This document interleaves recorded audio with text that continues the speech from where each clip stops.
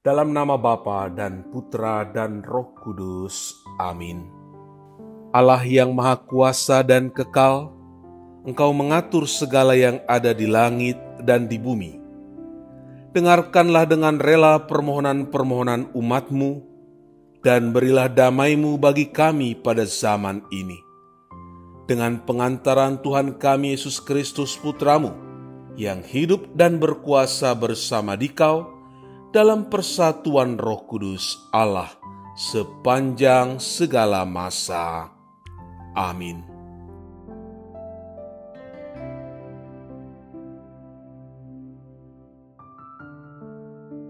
Tuhan bersamamu dan bersama rohmu.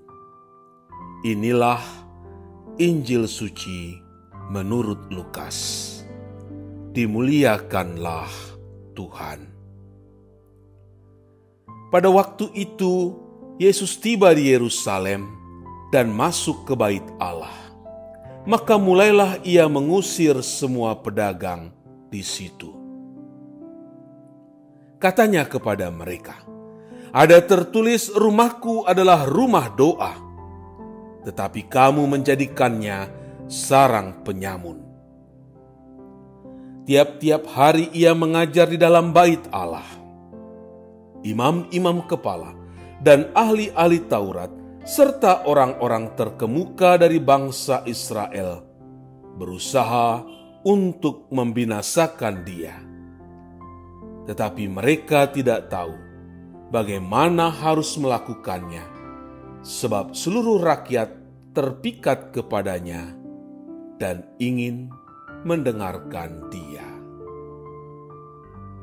Demikianlah sabda Tuhan. Terpujilah Kristus.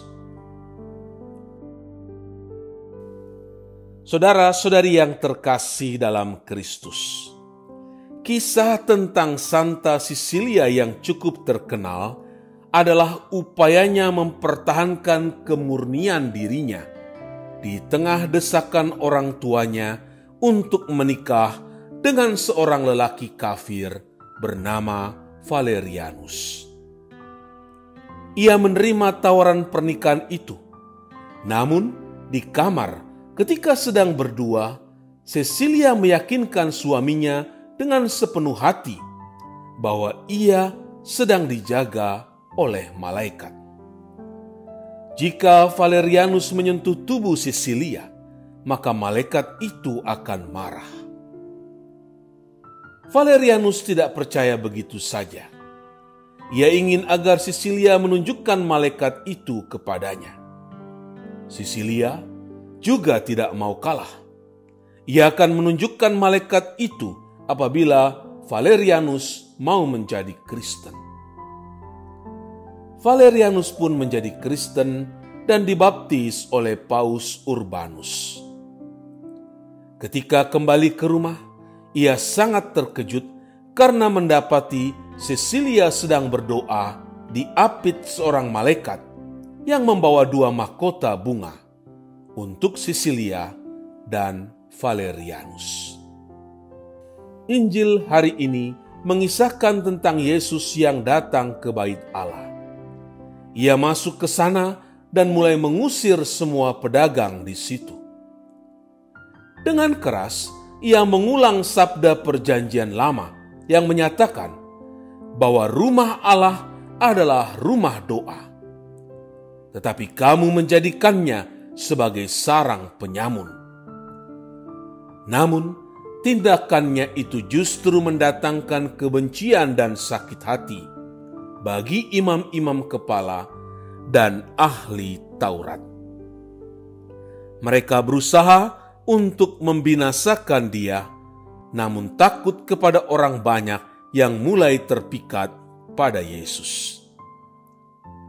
Apa yang dilakukan Yesus menunjukkan sikap tegasnya terhadap perilaku cemar yang dilakukan orang-orang fasik dan tamak. Mereka merusak tujuan suci dan rohani dari bait suci. Bait suci menjadi tempat kudus Allah, tempat doa dan persekutuan dengan Allah. Yesus menginginkan kekudusan dan kesucian di dalam bait Allah, tempat Allah bersemayam. Dewasa ini pun kita sering menemukan orang-orang tamak dan fasik yang berupaya menggunakan gereja untuk keuntungan dan kepentingan pribadi. Mereka bisa saja para donatur yang menyumbang agar dirinya atau usahanya menjadi terkenal. Mereka bisa juga adalah orang-orang yang memberi kolekte dan derma, tapi dengan keinginan untuk mendapatkan keuntungan atau dividen dari apa yang mereka berikan sebagai persembahan kepada Tuhan. Kita mesti belajar dari Santa Cecilia yang berupaya menjaga kemurnian tubuhnya bagi Kristus. Dengan berjuang menjaga kemurnian gereja, baik gedung, terutama umat beriman, dari sikap berdagang kepentingan di dalam gereja, entah melalui sumbangan materi atau tindakan berkedok kasih lainnya.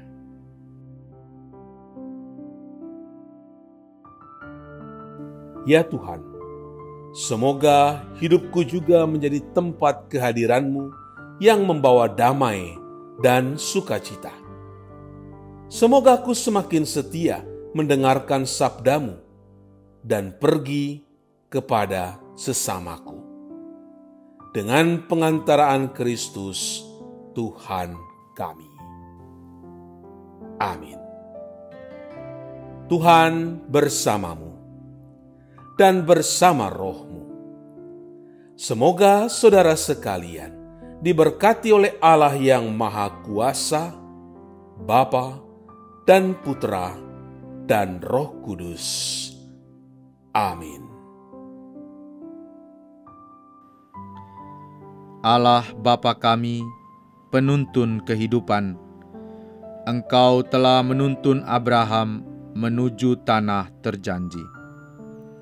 Engkau juga menuntun bangsa Israel menuju tanah Yerusalem melalui tangan Musa. Kini kami umat-Mu keuskupan Padang sedang berjalan bersama dalam sinode kefikepan menuju keselamatan yang Engkau janjikan dalam diri Putra-Mu Yesus Kristus. Tuntunlah peziarahan hidup kami dengan kuasa Roh Kudus-Mu, agar kami tetap tabah, sabar dan setia menghadapi kesulitan dan tantangan hidup. Bimbinglah kami supaya mampu berjalan bersama, saling meneguhkan dalam iman, harapan dan kasih.